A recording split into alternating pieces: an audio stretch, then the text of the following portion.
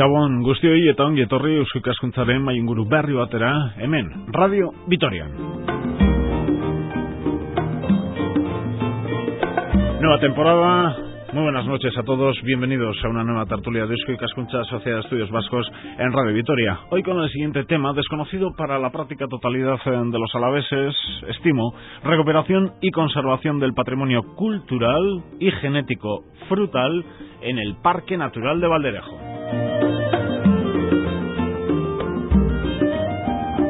Con dos invitados que conocen perfectamente este proyecto de recuperación y conservación del patrimonio cultural y genético frutal en Valderejo.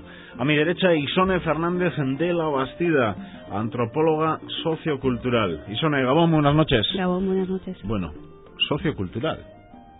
Sí. ¿Qué es una antropóloga sociocultural? Pues, algunos abogan por llamarlo social y otros solamente cultural, pero se unifican los dos porque al final lo que estudia la antropología sociocultural es, las sociedades, las relaciones humanas y la cultura que crean esas personas como grupo social. Uh-huh. ¿Has estudiado en UPV, en Donosti? En Donosti, en la Universidad del País Vasco. Enseguida contaremos el papel de cada uno de nuestros invitados en este proyecto. Aurelio Robles, ingeniero técnico agrícola. Aurelio, Gabón, buenas noches. Opa, Gabón, buenas noches. Bueno, un ingeniero técnico agrícola, ¿en tu caso dónde estudió? Yo estudié bastante lejos de aquí, en Zaragoza. En la Almunia de Doña Godina. Es uno de los sitios donde se estudia y se estudiaba en aquel entonces, porque ya han pasado unos años desde que fuiste. Sí, unos pocos. A la universidad, ¿no? Sí, bueno, y de todas maneras yo empecé a estudiar aquí en Arcaute, en la escuela agraria. Uh-huh. Aquí estudié 5 añitos y luego me fui para Zaragoza. Bueno, Valderejo, Parque Natural de Valderejo, lo conocemos, en la zona oeste de Álava. Lo que no conocíamos es este proyecto. Por ir dando pequeños apuntes ya de lo que es este proyecto, vamos a situarnos en el Parque Natural de Valderejo y no sé si alguno de nuestros oyentes habrá visto en algún caso que hay unos carteles que avisan: árbol en estudio, por favor, respeten sus frutos. Gracias. Diputación Foral de Álava, Red de Semillas de Euskadi. ¿Este proyecto en el que estáis trabajando tiene que ver algo con esos carteles en los árboles? Cualquiera de los dos. Sí. Estos carteles los hemos puesto nosotros porque en un principio los frutales que había allí, nosotros queríamos obtener fruto para poder caracterizar y conocer la variabilidad frutal que había en el parque. Entonces, tanto los visitantes como los habitantes de la zona, cuando los frutos llegaban a la maduración, lo que hacían era cogerlos y consumirlos. Nosotros necesitamos esos frutos y pusimos estos carteles pues para prevenir a la gente que nos respetase los frutos para poder estudiarlos. Y la verdad es que ha sido muy bien, la gente se ha portado muy bien, nos ha dejado los frutos y hemos podido obtener estudios de todos los árboles. ¿Hay frutales que no hay en otros puntos de Álava? No, los frutales que hemos encontrado están todos en Álava. O sea, se encuentran en otros sitios. Sí que hemos encontrado igual frutales que antes había más en otras zonas y aquí se han quedado reducidos o reductos de unos tipos, pero vamos, son generales. No hemos encontrado ninguna especie que no se encuentre en otros sitios. Vamos con algunos ejemplos. ¿Qué frutales hay en Valderejo? Lo más abundante son los ciruelos. Hay una gran variedad de ciruelos. Y también hay una gran variedad de nombres, o nos llamó la atención la diversidad de nombres que se utilizan o utilizaban los valderejinos, como se les conoce por aquellos lares, para denominar a la variedad de cerezos, ¿no? Y muchos nombres tienen que ver con la forma de la fruta, con su color. Entonces hay ciruelos de la rosa, de la regañada, la morenilla. Eso fue un aspecto curioso. Manzanas también hay bastantes, pero sobre la variedad y quizás Aurelio sepa más, ¿no? Uh-huh. Sí, yo me he dedicado un poco más al estudio más botánico de los frutales y hemos encontrado muchos ciruelos, lo que dice Isone, bastante manzano, peral, y con dos cosas curiosas igual que hemos encontrado, pues antes era muy habitual el cultivo del agracejo, que es un fruto, técnicamente el nombre en latín es Ribes uva crispa, que le llaman arganzón. ¿La Puebla de Arganzón? Exactamente, de ahí viene el nombre, de la Puebla de Arganzón. Es porque había muchos arganzones, también les llaman ubines. Es un fruto pequeño, verde, hay de otros colores, pero lo que hemos encontrado ahí es verde. Tiene muchísima cantidad de vitamina C, es el primero que viene ahora de primavera. y tiene propiedades contrastadas anticancerígenas. ¿Es una fruta? Es un fruto. Es un poquito ácido, pero a la vez es muy agradable, muy fresco. Es un fruto que se debería de propagar su cultivo. Antes, en todos los huertos que había en la zona, en Álava hay más, pero sobre todo en Valderejo, en 3.500 hectáreas solamente hemos encontrado un ejemplar. Y creemos que se debería de ampliar su cultivo por esas propiedades que tiene.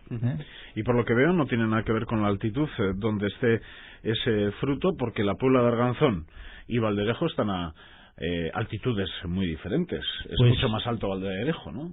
Valderejo se encuentra a 950 metros y la Puebla no sé exactamente, pero vamos, creo que bastante 500, 600 más bajo, sí, bastante más bajo. El agracejo está extendido sobre todo por toda Álava, Bueno, pero aquí en este caso hemos encontrado un ejemplo de un fruto pues que en esa zona por lo menos está a punto de perderse. De eso solamente hemos encontrado un ejemplar. He dicho que en el cartel pone Diputación Foral de Álava, todos sabemos lo que es la madre Diputación, Red de Semillas de Euskadi. ¿Qué es la Red de Semillas de Euskadi? Bueno, la Red de Semillas de Euskadi es un grupo que busca un poco la recuperación de variedades locales a través de semillas autóctonas o locales, y que para ello realiza diferentes trabajos, ¿no? Realiza trabajos de investigación, pero también de recuperación, ¿no? Yo colaboro con la red, Aurelio es miembro de la red, Aurelio y otros muchos miembros, y este proyecto de investigación se enmarca dentro de ese grupo que, como ya digo, está realizando otros trabajos, no sé si similares, pero sí que todos abogan un poco por esa recuperación de variedades locales, ¿no? De especies y variedades locales. Por ejemplo, uno de los proyectos sería recuperar el arganzón. Por ejemplo. Sí. Por ejemplo. No solamente hacemos en este caso el trabajo que estamos haciendo en Valderejo es de leñosas, especies leñosas, pero también se hace trabajos en extensivos o en hortícolas. ¿Qué son leñosas? Cuando dices especies leñosas son árboles o arbustos. Eso es, especies leñosas son árboles o arbustos. Leña, exactamente, tronco. Que tiene tronco, que tiene madera. Hortícolas de huerta, pues tomates. De hecho, en estos 2 últimos años, la Red de Semillas de Euskadi ha desarrollado un trabajo de prospección y de recuperación de variedades hortícolas a nivel de Euskadi, y también en extensivos estamos en ello. Nos hace falta presupuesto, pero bueno, estamos dispuestos a desarrollarlo como sea. Vamos. La Diputación Foral de Álava colabora con vosotros en este proyecto. Eso es. La Diputación Foral de Álava, de hecho, este proyecto surge porque en el Plan Rector de Uso y Gestión del Parque Natural de Valderejo aparece recogido la necesidad de recuperar los frutales de Ribera. Ribera es un pueblo abandonado que está dentro del Parque Natural de Valderejo. Entonces, ahí, cuando se hizo el Plan Rector de Uso y Gestión, vieron que había unos frutales y había que recuperarlos. Contactaron con nosotros, hicimos una prospección y después de ver lo que había en el Parque Natural, decidimos, junto con la Diputación, de no solamente recuperar los frutales que había en Ribera, sino en todo el Parque Natural de Valderejo. Y en ello estamos. Empezamos en el 2006, ya llevamos 2 años, estamos exactamente a la mitad del proyecto. A la mitad. ¿Qué os queda por hacer? Bueno, pues planteamos una segunda fase. De momento habéis hecho, digamos, catálogo, colocación de carteles. ¿Qué es lo que habéis hecho y qué es lo que os queda por hacer? Igual es mejor el planteamiento que os debía hacer desde un principio también. Bien, lo que hemos hecho es, en principio, cuando empezamos con el proyecto, queríamos saber exactamente qué es lo que había en el parque a nivel frutal, qué es lo que había a nivel botánico y qué información encontrábamos relacionado con esos frutales. Exactamente, buscar el frutal en sí y la cultura asociada a ese frutal. Yo me he ocupado un poquito de buscar esos frutales, e Isone lo que ha hecho es recuperar la cultura asociada, usos, costumbres, que hacían con el utilidad, para que lo utilizaban. Exactamente. Con eso hemos elaborado unas fichas, hemos hecho unas entrevistas etnográficas, hemos fusionado todo y hemos obtenido una clara fotografía de los frutales y de sus usos. Vamos con ejemplos. A ver, Arganzón, ya nos ha dicho un poco las características, en este caso, Aurelio. Isone, ¿qué hacían con el arganzón? ¿Lo recogían, se lo comían, lo llevaban a casa, montaban una fiesta el día del arganzón? ¿Qué hacían? Bueno, el arganzón, según las entrevistas que he realizado, como ha dicho Aurelio además, había arganzón en todas las huertas o todas las casas tenían arganzones, ¿no? Entonces era muy común. ¿Cerca de la casa? Sí, en la misma huerta. Pero estamos hablando de qué año. de pues principios del siglo XX. No, hasta que el valle se despobló más o menos hacia la década de los 50 a los 60, ¿no? Como la mayoría muchos pueblos de Álava. Industrialización y Eso demás. es. Entonces, hasta entonces, las tradiciones y los usos y costumbres que hemos recogido son los que se han desarrollado hasta esa década. Pero habéis dicho que solo queda un ejemplar. En la actualidad, sí. A ver, solamente hemos localizado un ejemplar, cuando antes era muy habitual. ¿Y cómo es posible que en 50, 60 años desaparezcan tantos frutos? Sí, es que al final si no se cuidan, al final se van perdiendo. De hecho, solamente hemos encontrado uno de un habitante de la zona. De hecho, es un guarda que vive allí y se ha ocupado él de mantenerlo, pues porque a la familia les gusta. Ahí tiene la madre que tiene 90 años y le gusta ese Así fruto. que el arganzón no te lo encuentras en pleno monte, sino en las cercanías de los puntos donde vivían, cerca de los pueblos. Sí, era común tenerlo a lo de casa. Sí, sobre todo se localizaban en las huertas de casa. Las huertas estaban separadas con unas piedras, que hacían de separación, y en esas piedras es donde se cultivaba. Antes en todas las casas había uno o dos, en todas las huertas uno o dos, pero bueno, se han ido perdiendo, igual que se pierde todo, igual que se pierden las casas y se pierden los frutales. No es un árbol entonces silvestre, es un arbusto. Un arbusto. Realmente, pero necesita sus cuidados. No es que necesite unos cuidados especiales, de hecho resiste muy bien las enfermedades y así, pero al final, bueno, pues años de sequía, otro tipo de problemas, pues han ido desapareciendo. Y entonces en primavera, llegaba la primavera tras un largo invierno, muchas veces con mucha nieve, piensen, casi 1000 metros de altitud, y llegaba el arganzón y lo recogían. Y aparte de comerlo fresco, que era lo más habitual con la fruta que se recogía, también hacían un licor a base de orujo. Como se realiza el pacharán, más o menos. Lo dejan macerar con orujo. Las drogas siempre han existido. Para pasar el invierno. Eso en el caso del arganzón, pero bueno, por ejemplo, con las ciruelas, que como ya hemos dicho que eran más abundantes y había más variedad, por ejemplo, aparte de comerlas frescas, también se desecaban, se hacía el ciruela pasa y hemos recogido por lo menos 3 formas diferentes de desecar las ciruelas.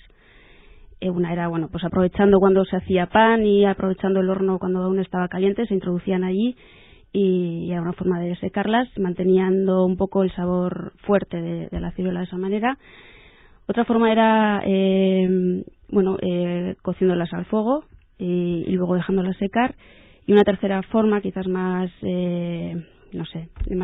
local, ¿no? Que era utilizando las cobanillas, que eran unas cestas que realizaban allí los habitantes yo creo que cada casa realizaban sus propias cobanillas utilizando madera de avellano silvestre que nacía a las orillas del río Purón, y las introducían en estas cestas que dejaban correr el aire, pero no que introdujesen o que entrasen insectos o moscas, y las colgaban en las terrazas, y allí al sol, y mediante el aire y el sol pues se secaban. Ya una forma de secar las ciruelas, por ejemplo, ¿no?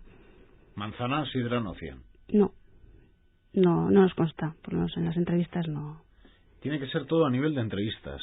Lo que has rescatado, por ejemplo, de las ciruelas han sido entrevistas con las personas mayores del lugar. Con informantes del lugar. Me imagino que algunos viviendo todavía en Valderejo y otros no, en la residencia de no sé dónde. La gran mayoría no. El encontrar informantes ha sido uno de los aspectos más difíciles desde el punto de vista etnográfico. ¿A dónde se han ido? ¿A Vitoria, a Bilbao? ¿A dónde fueron esas personas que abandonaron y dejaron incluso hasta totalmente deshabitados algunos de los pueblos del valle? Sí, la mayoría. La mayoría de ellos yo creo que a Vitoria. ¿A Vitoria? Sí, pero algunos también se quedan por los pueblos de alrededor. Entonces, 2 informantes importantes en el sentido de que hemos estado en varias ocasiones con ellos e incluso hemos realizado trabajo de campo allí con ellos. Hemos ido a Ribera con ellos.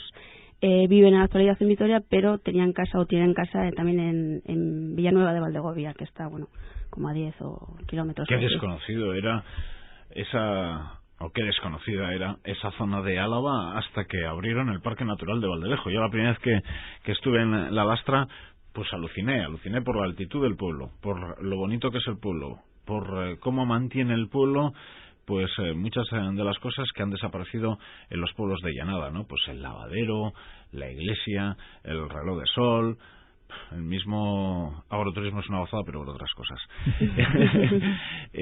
Luego también aluciné leyendo algunas de las cosas que hemos podido leer más o menos todo sobre Valderejo, la relación que tenían pues más con los pueblos de Burgos del otro lado del río Purón que con Álava, porque claro, desde la Lastra hasta el siguiente pueblo de Álava hay que recorrer, ¿eh? Exactamente, sí. Hay que recorrer. Eso me imagino que ha marcado un carácter, no sé si de Alavés, sino más de Valderejo.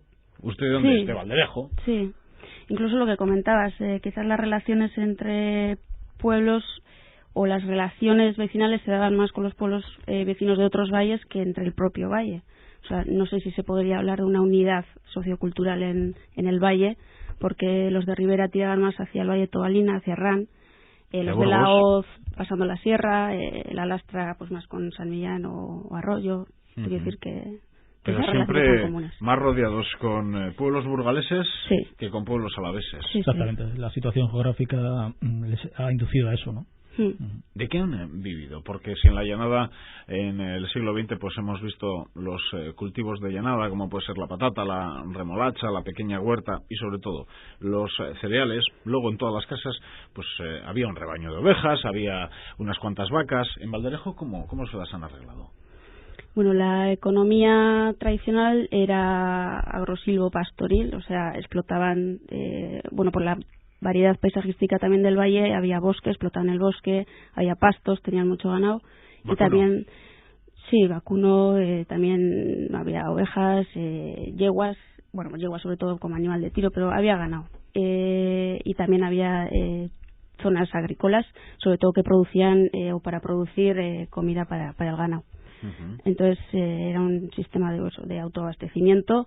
Y eso tiene que ser una gozada en Álava para un antropólogo, ¿no? Porque hay otras muchas zonas en contacto con grandes redes. La Nacional 1, pues no sé de cuándo es invento, pero la Nacional 1 es invento de hace muchos siglos, desde que los romanos recorrían pues por calzadas y demás esta parte de la península, ¿verdad? Pero ahí sí que había que ir. Allí me imagino que no es lo mismo un pueblo a 15 kilómetros de la capital con una carretera más o menos importante, aunque no existieran coches prácticamente, que ir a la Lastra, ¿no? Lo que dices, allí es el abastecimiento puro y duro con las cosas que te rodean. Sí.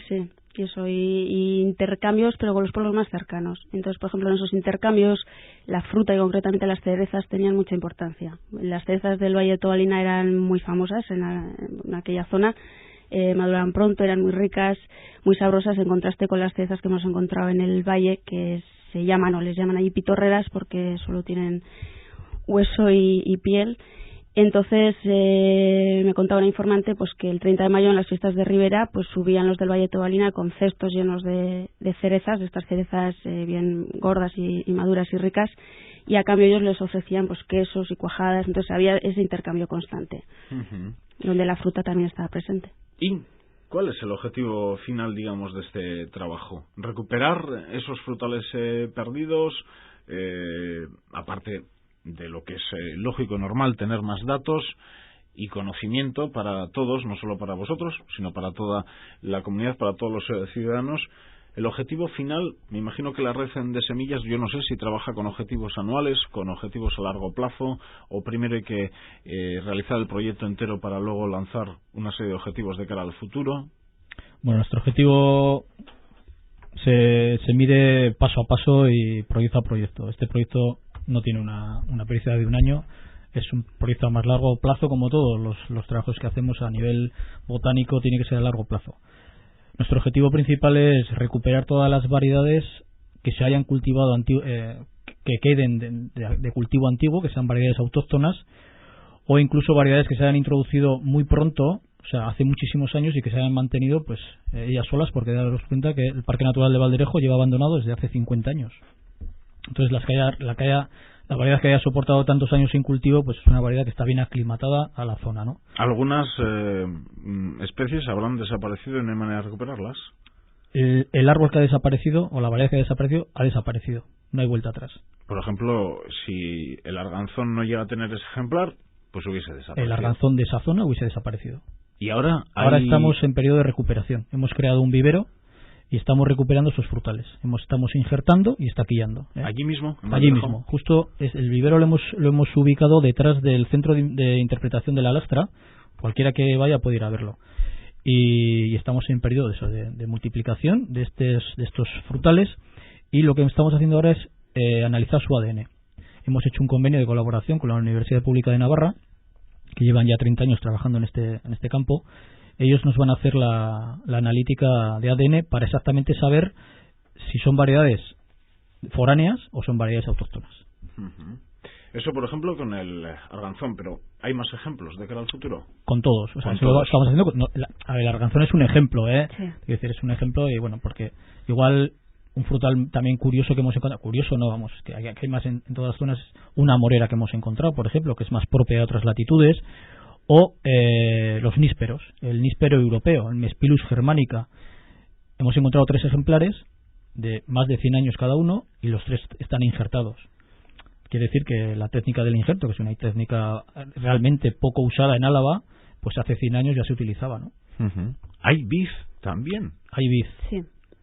Hemos encontrado una vid muy curiosa, según nuestros informantes. ¿Pero de uva blanca o de uva negra? blanca y de uva negra. De uva negra también. Sí, hemos encontrado. Porque ya sabéis que lo de, ¿cómo se le llama aquí en la llenada, por lo menos en casa? La parra. La parra, son parras. Son parras. Son parras. Ojo, no estamos hablando de la vid de Rioja Alavesa.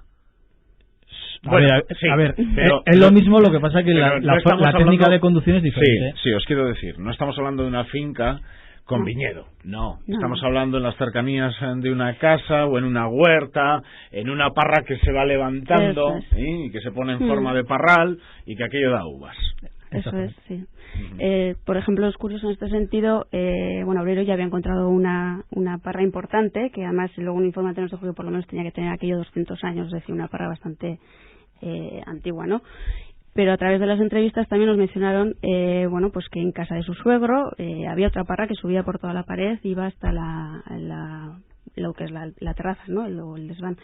Y gracias al trabajo de campo, pues Aurelio fue con Eliseo, que es este informante, se metieron, que realmente hubiera sido quizás muy difícil de encontrar sin esta ayuda in situ, ¿no?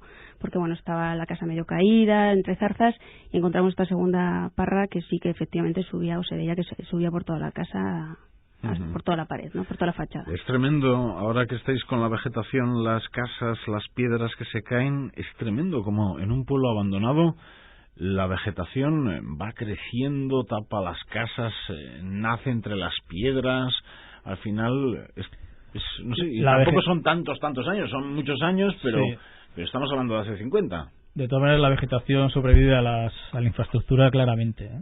De hecho, los frutales tienen una capacidad de regeneración asombrosa. Esta vid, que tiene, según los informantes, más de 200 años, no sabemos exactamente la edad que puede tener, ha sufrido un derrumbe de una casa. Parte de ese derrumbe ha caído sobre la vid, pero la vid tiene la capacidad de enraizar, y ha enraizado, y tenemos rebrotes nuevos de esa vid de hace unos 200 años.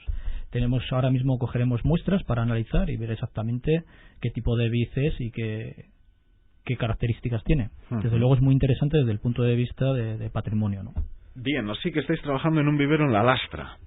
Exactamente. Que es lo que comentabas detrás del centro de interpretación. Exactamente, sí. Eso ya se está llevando a cabo. Sí, estamos en periodo de injertado. Hemos injertado ahora en Semana Santa. Los injertos ya han salido, ya hemos recogido brotes para analizar, y ahora creemos que para agosto volveremos a hacer otra vez otra injertada, y vamos a ir recuperando un poquito todo lo posible, el material posible para volver a hacer. Lo que queremos hacer es, con este material, hacer un huerto o un huerto de salvaguarda donde estén recogidas todas las variedades autóctonas de la zona. ¿En Ribera? Queremos hacerlo en Ribera. Sabemos que hay algunos problemas, pues porque el parque natural, básicamente, casi el 90 y tantos % del parque natural es de un propietario.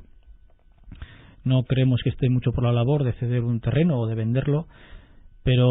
¿Cómo? O sea, que casi la práctica totalidad de los metros cuadrados de Valderejo son de un particular. Exactamente, sí. Aquello se quedó abandonado. Es de un particular. Y uno fue comprando y se quedó con el valle.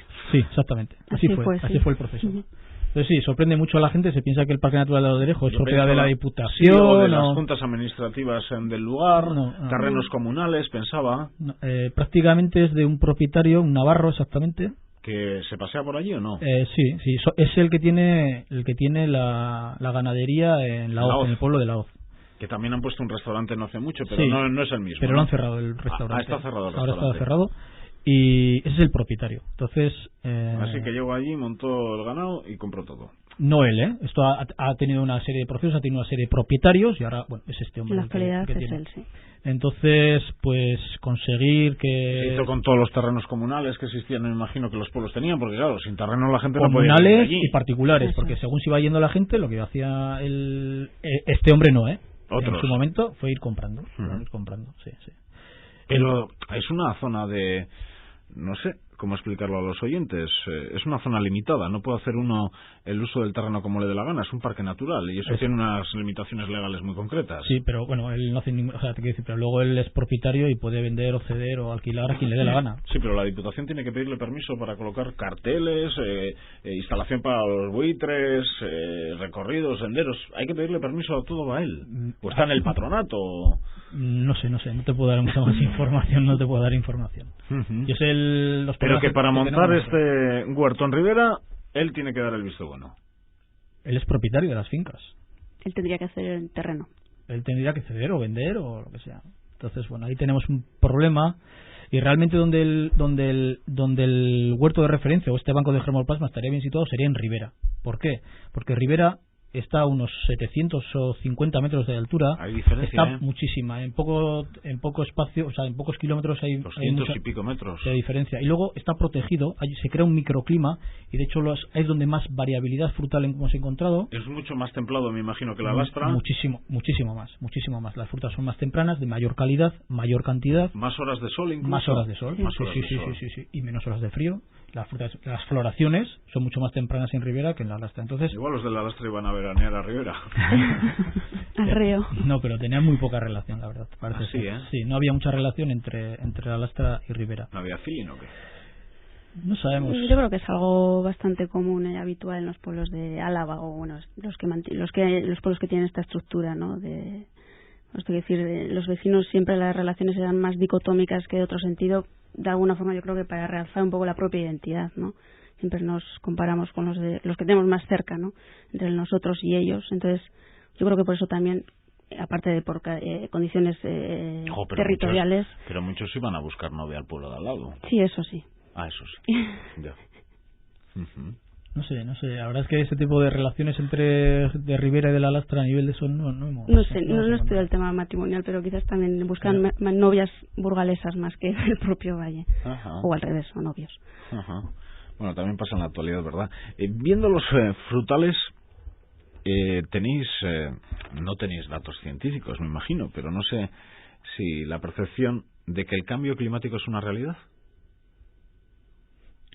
No lo hemos contado. Yo no lo he constatado al menos. Con los datos de ISONE, que ahí seguro que hablaban de épocas los testimonios, y viendo ahora el desarrollo de los frutales, no sé si habéis ahí chocado datos y visto cambios climáticos. O esto va según año, Aurelio, y hay años que viene adelantado y otros que viene atrasado, y unos años hace invierno y otros no. Exactamente. Yo, de momento, lo del cambio climático lo pondría entre comillas y... no le haría mucho caso, desde luego, la verdad. En este sentido, por lo menos. Yo estudio fechas fenológicas, que son las fechas de floraciones de los frutales, bueno, otro tipo de fechas, y la verdad es que hay una variación, pero una variación normal. 15 días, dependiendo de si la primavera ha sido de una manera u otra. Exactamente, yo creo que tampoco... Bueno, no necesitéis nada, no tenéis que pedir nada, no tenéis que reclamar algo, no tenéis que denunciar nada.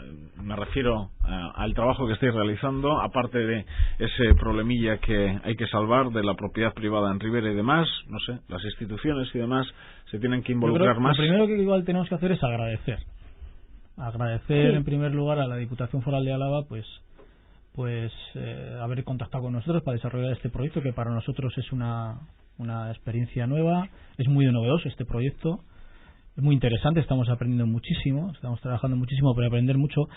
Agradecer a la Diputación y agradecer sobre todo a los habitantes y a los informantes. Aquellos han tenido que alucinar cuando de repente aparecen allí dos jóvenes, relativamente jóvenes, sí. Y les empiezan a preguntar de los frutales de su pueblo, pero si yo el pueblo lo tuve que abandonar hace 50 años porque allí no había manera de vivir, y ahora me vienes tú y me preguntas sobre los frutales. Sí, bueno, yo creo que han disfrutado mucho también ellos, sobre todo quizás este matrimonio que nos ha acompañado y así, yo creo que para ellos también ha sido muy emotivo y pues porque ya te digo, no hacía ya un tiempo que no iban al pueblo, les llevamos, estuvimos allí con ellos y esa experiencia yo creo que tanto para nosotros como para ellos fue bonita, ¿no? El recordar y sobre todo para nosotros y para el proyecto fue muy fructífera porque bueno, pues localizamos algunas especies que aún no habíamos encontrado. A mí me sirvió pues para recoger información sobre la vida, los usos y costumbres de allí de Ribera, y yo creo que fue enriquecedor para las dos partes, sobre todo para nosotros. Yo creo que para la gente del pueblo también ha sido el hecho de vernos a nosotros, preocuparnos y hacer poner interés sobre cosas que ellos no apreciaban, por ejemplo sobre los nísperos, sobre cosas estas. A ellos también les ha servido un poquito para valorar un poquito más lo suyo, También. Hostia, pues sí. estos vienen aquí, están buscando, están esto, y luego hablamos y la gente se interesa. Pues es que no hemos apreciado nada para esto. Pero ¿no se han dado cuenta en todos estos años ya con el Parque Natural de Valderejo que ellos tenían una riqueza que mostrar al resto de Álava? Yo creo que la van descubriendo poco a poco ellos, ellos mismos, No, y concretamente... Hasta el juego de bolos es una maravilla verlo. Sí. No sé, Sí. Para mí es una modalidad desconocida. Yo soy ya sabéis, tablón y luego los 4 bolos, la modalidad más típica en cuanto a extensión en Álava. Pero aquella yo la desconozco. Imagino que será burgalesa o cercana a Burgos o no sé qué modalidad será, ¿no? Imagino que sí. Ellos tienen que saber que bueno que tenían una cultura y que pertenecían a un valle que antes ya hemos comentado que hacía pues y hace todavía que tengan rasgos de su cultura local, digamos, muy marcados y muy desconocidos. Tiene una cultura muy particular. De hecho, luego también los nombres de los frutos, para buscar los nombres de los frutos hemos tenido que recurrir a bibliografía, sobre todo de Castilla y León, que es donde hemos encontrado, pues ellos, por ejemplo, a las manzanas silvestres les llaman mailas, aquí le llamamos agarmines, ¿no? Ahí mailas, pues ese tipo de nombres se encuentran, es propio de Castilla y León, ¿no? Bueno, otros frutos, ¿El buitre ha tenido presencia siempre en la zona? Sí, pero bueno, tampoco ha sido algo relevante. Presencia sí. Ellos en los testimonios no es un tema así como ahora alucinamos con los buitres y vamos a ver los buitres. Sí, yo creo que hay más preocupación ahora que antes. Pero antes era un elemento más de la naturaleza. Yo creo que estaba todo más en equilibrio que ahora, no con lo que está pasando en los buitres. ¿El lobo? Pues yo he recogido algo de bibliografía de que efectivamente sí que había lobo, pero bibliografía. O sea, los informantes no me han comentado nada de esto, pero sí que hay bibliografía que dice que bueno que había en los bosques, en los montes había lobos y bueno, que era algo que tenían que tener en cuenta los pastores que se encargaban de subir el ganado arriba. Sí. Así que son elementos que para ellos sí que han tenido cierta relevancia a lo largo de las décadas. Bueno, entramos en recta final. ¿Y ahora qué? Bueno, pues antes has comentado y si teníamos que pedir algo, hemos agradecido y ahora sí que vamos a pedir. Bueno, este proyecto la verdad es que está dando unos resultados interesantes, muy interesantes, y creemos que debería ser ampliado al resto del territorio histórico de Álava. Dejarlo solamente en Valderejo sería un error. ¿Es la primera experiencia realizada en Álava en este sentido? En este sentido es la primera experiencia realizada a nivel de comunidad autónoma y muy pocas a nivel de Estado. ¿Se ha hecho en otros puntos, en Pirineos? Lo que se hace, por ejemplo... ¿Has dicho de las pocas del Estado, incluso? Sí. Nosotros a la hora de empezar el proyecto empezamos a buscar bibliografía y no encontramos nada. Tuvimos que desplazarnos a Girona, exactamente al Parque Natural de la Garrocha, donde sí que se está desarrollando un proyecto de este tipo, y cogimos un poquito de información, muy poca, porque la verdad es que sobre esos trabajos hay muy poco hecho. A nivel de comunidad autónoma de otras zonas lo que se hace es buscar variedades antiguas que se hayan cultivado, pero que están en cultivo todavía, pero que se han cultivado y se recuperan. Pero hacer nosotros un seguimiento exhaustivo, como estamos recuperando, no solamente recuperamos variedades de cultivo antiguos, sino silvestres de interés, este tipo de trabajo tan exhaustivo no se ha hecho a nivel de comunidad autónoma, desde luego que no. ¿Por qué os fuisteis a Valderejo, para empezar? Nos fuimos a Valderejo porque ya te he dicho ¿Entendíais? No. Por el patronato. Por el plan de su gestión decía que había que hacer ese tipo de trabajos. No se puede... Hombre, igual si vas a Diputación y dices que para todo el territorio, igual se te asusta, ¿no? El director, sí, yo creo que se han asustado. El diputado del ramo. Pero le puedes plantear... Mira, yo dando ideas, Parques naturales. Bueno, si hemos hecho Valderejo, pues sigamos. Gorbella. Sí, por ejemplo. ¿Qué dice? Eso fue cuando entregamos en la primera fase del proyecto. Dentro de las propuestas hacíamos ampliar este proyecto al resto de parques naturales. Bueno, se estudiará. En principio no tenemos otra respuesta. En cualquier caso, creemos que la urgencia es que el problema es que se está perdiendo muchísimo patrimonio genético, muchísimo patrimonio, muchos frutales. Como el arganzón, otros. Como el arganzón, otros, pero no solamente especies, sino variedades. No podemos, eso es muy difícil. ¿Crees que decenas a nivel de Álava? No, se están recuperando, se están perdiendo continuamente. Día tras día se están perdiendo árboles. Y hay árboles que es de una variedad concreta, con lo cual se ha perdido esa información genética y se pierde. También se está perdiendo no solamente eso, sino la gente mayor va desapareciendo y la información que tiene esa gente sobre esos frutales también se va perdiendo. Se va perdiendo patrimonio e informantes y cultura, que al final es lo que nos hace a nosotros ser como somos, ¿no? Y ese tipo de sabes que hay gente que piensa que la cultura pues no participa en el Producto Interior Bruto de un país o que no genera actividad económica. Claro. Bueno, eso puede ser un argumento, porque rápidamente surge el contrario. ¿Cómo que la cultura no crea actividad y riqueza económica? En cualquier caso, sí, es que la administración pública debería de contar con eso que tú dices, lo tenía que tener sabido, y este tipo de proyectos debería de subvencionarlos y apoyarlos, porque son proyectos que no suponen ninguna cosa rarísima a nivel de administración, y sin embargo sí que son necesarios. Estamos hablando de una zona donde no ha sido inminentemente frutal, o sea, no ha sido una zona frutera, sin embargo estamos encontrando muchos frutales. Tenemos otras zonas de Álava donde sí que han sido más fruteras y sería muchísimo más interesante iniciar proyectos de este tipo. Por ejemplo, ¿qué zonas? Por ejemplo, Cantábrico Alavesa, pues la zona de Amurrio, Llodio, Arceniaga. Aquí tenemos, por ejemplo, Murguía. Murguía tiene un microclima debajo de la Virgen de Oro interesantísimo. Es que hay muchísimas zonas. Hay un microclima ahí en Vitoriano. Sí. En Vitoriano, muy curiosa. Yo conozco un poquito, pues porque... ¿Qué variedad tiene respecto, por ejemplo, a Zaitegui? ¿Qué variedad? Ese microclima es más templado que Zaitegui. Sí. Además, es más templado. Tengo constatado que donde hay otras zonas donde hiela, ahí no hiela. En Vitoriano.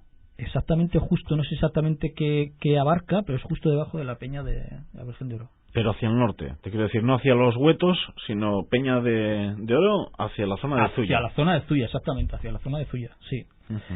También he contactado creo que es Luquiano, ahí está la ferrería más antigua de Álava, exactamente no sé qué nombre tiene, hay muchos frutales, han sido frutales muy antiguos, está abandonada esa zona, no recuerdo el nombre. También he encontrado varias variedades que podrían tener interés. No sé, hay muchas zonas, sobre todo esa zona, la zona de Aramayo, es muy interesante. Bueno, hay muchas zonas, Allí en Aramayo, por ejemplo, si no me equivoco, pues están los manzanos, que con los manzanos allí en Aramayo han tenido que hacer sidra. Exactamente, sí. Ahí se ha hecho sidra y son zonas muy muy muy interesantes para recuperar ese tipo de patrimonio. Y al recuperar ese tipo de patrimonio recuperamos sabores, texturas, aromas, sensaciones olvidadas. Para nosotros serían nuevas, para los más mayores sería volver a recuperarlo de antes, ¿no? Pero para nosotros serían nuevas. Igual dais alguna salida también a los problemas del sector primario. Es parte de nuestro objetivo. Yo creo que se puede enmarcar también dentro de esa lógica. Vivimos en una época de homogenización de la alimentación, de sabores muy habituales, muy comunes en todas partes, en diferentes partes del mundo, los mismos sabores, bastante artificiales, por cierto, ¿no? Entonces, con la recuperación de los particularismos alimentarios, y estas variedades locales forman parte de ello, yo creo que se está recuperando un aspecto de la alimentación que va muy ligado a la calidad y también no sé, a la salubridad de alguna forma. Hay que tener en cuenta que estas variedades autóctonas están aclimatadas al clima, al suelo, a enfermedades y a plagas propias de la zona, con lo cual son susceptibles de cultivo en ecológico. Quiero decir que estas variedades tienen producciones, igual no producciones tan altas como las variedades comerciales, pero no necesitan de insumos, no necesitan de fitosanitarios, ni de abonos, ni de cosas que al final lo que hacen es toxicidad para el fruto y para la tierra. Y son variedades susceptibles de cultivo, de producción en cultivo ecológico. Desde ese punto de vista, desde luego nos parece muy interesante y podría ser una salida o una ayuda por lo menos al sector primario. Hombre, hablo de, pues por ejemplo, un caserío que mediante una serie de árboles pues pueda hacer, yo que sé, mermeladas de no sé cuántos. Sí, y que ahora mismo igual, pues en ese caserío desconocen que se puede ir con esa variedad y con esas mermeladas, pues porque se ha perdido en el túnel de los tiempos del siglo XIX o del XX, ¿no? Recuperar usos perdidos. Por ejemplo, hemos encontrado en Valderejo membrillos de los de antes, de los que las amamas metían en los armarios para dar olor, ¿no? Con ese tipo de cultivo son membrillos que metes un par de membrillos en casa y te aromatizan toda la casa. Ese tipo de cultivos, producir ese tipo de membrillos y luego comercializarlos como aromatizantes. Igual la gente ya, pues para hacer carne de membrillo, pues igual no, pero como aromatizantes, es decir, puede tener usos interesantes que habría que estudiar. ¿Hay algún pueblo en Álava que tiene, aparte de la Puebla de Arganzón, nombre en su origen, en algún árbol, en algún frutal? Yo no lo tengo contrastado exactamente, pero creo que el pueblo de Zurbano viene de Zurba. Zurba es un fruto. Es un fruto que era antes más habitual, y la verdad es que hay pocos, pero creo que Zurbano viene del nombre de Zurba, que es un fruto, que es exactamente no recuerdo ahora el nombre científico, son las zurbas, y se encuentran en Álava, pero creo que toponímicamente viene de Zurba, del fruto, que es no recuerdo ahora mismo el nombre. Bueno, igual también en este recorrido dais con algo desconocido para todos, yo que sé, tipo trufa. Los ostenses las descubrieron en Montaña Alavesa y la gente del lugar decía, pero ¿a qué vienen estos aquí? Ostenses catalanes y llevados desde otros puntos y recogían la trufa que tanto costaba luego en los mercados de Huesca y otras latitudes. Tenemos que saber apreciar lo que tenemos en casa por ejemplo, en ese caso desconocían, ¿no?, que había trufa en aquellos montes. Exactamente. Muy bien, pues Isone Fernández de la Bastida, Aurelio Robles, a los dos, muchas gracias por estar con los oyentes de Radio Vitoria. A vosotros. Eta zuei badakizue, datorren asteburuan beste gai batekin. Hemen, zuen irratian, Radio Vitorian, Eusko Ikaskuntzaren maiinguruak. Gaur Valderejori buruz hitz egin dugu eta frutei buruz. Datorren asteburuan batek daki. Agur!